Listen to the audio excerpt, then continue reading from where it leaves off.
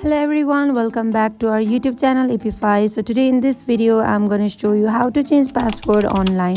So without getting further delay, let's jump into our video. First of all, open up Line app. Here go to the settings icon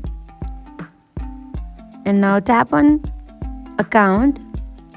Now here tap on password.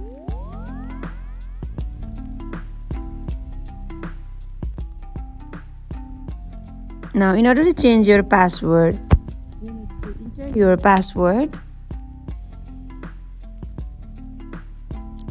Like you just need to enter your new password, not the existing password.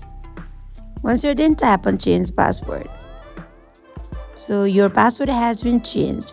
So that is it for today. If you guys like this video, do not forget to like, comment and subscribe our channel. Thank you for watching.